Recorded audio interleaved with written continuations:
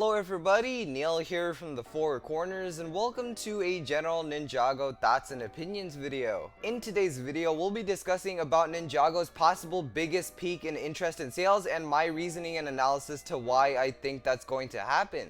So my first and main reason to why I think Ninjago is going to have a huge peak is because all the Ninjago episodes up to season 13 are all on Netflix. If you didn't know that, well now you know, and if you have Netflix, go have a ton of fun watching all those Ninjago episodes on HD. Sadly, you will be missing out on the Fire chapter because for some odd reason they had season 11 but they skipped the Fire chapter, which was a bit odd, but at least we got season 12 and 13, and if you want to watch the Fire chapter, just go to Cartoon Network Asia and they have the entire thing in HD. Coming back to the Netflix thing though, I mentioned this because Netflix has a huge impact on the Ninjago community, more than you would ever imagine.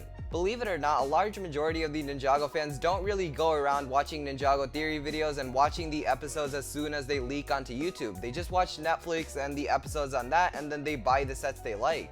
These are simply my experiences from little kids I've met, and each time they say they watch Ninjago, they tend to usually watch Ninjago on Netflix. So at least for my experience, Netflix is very important for the Ninjago community to live.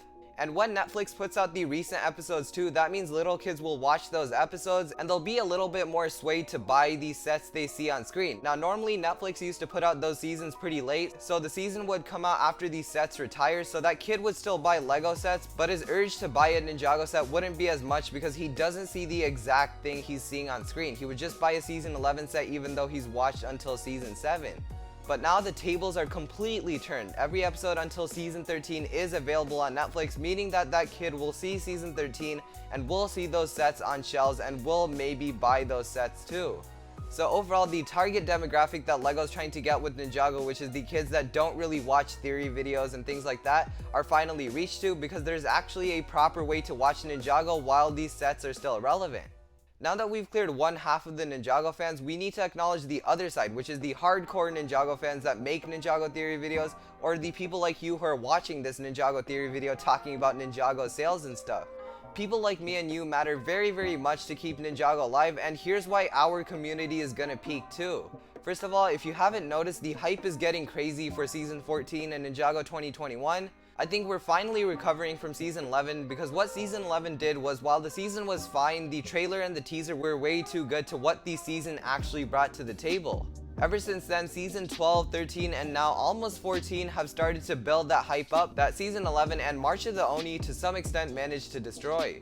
While season 10 March of the Oni is one of my favorite seasons and I've almost watched it 5 to 6 times, it still didn't really have a lot of hype going around it, and season 11 didn't really help that case either.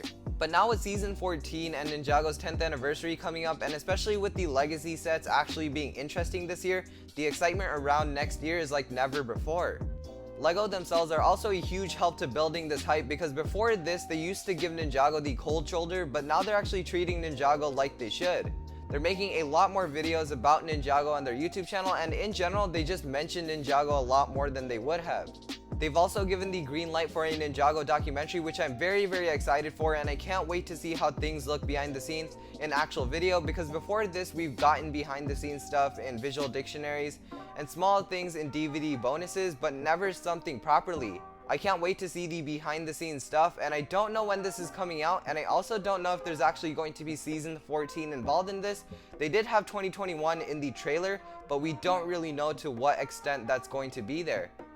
In the end, a lot of factors are coming together to peak Ninjago like it's never before. Netflix is putting out a lot of episodes, the fans are coming back, and LEGO themselves are focusing more on giving Ninjago more of a budget. All of these things combined are the much needed peak that Ninjago needs so that it can keep going, because no matter what, Ninjago is declining every single year. Not by a lot, but just an estimate 5% by year. It's really not a significant decrease in interest, but it definitely needs a peak now and then so that that mountain of statistics never gets low and we can always enjoy that show we know and love. That does wrap up this video talking about how Ninjago will have its biggest peak. Comment down below if you think it will have its biggest peak, or if you think it's already past its biggest peak. Thank you for watching this video, and I'll see you in the next one. Bye bye.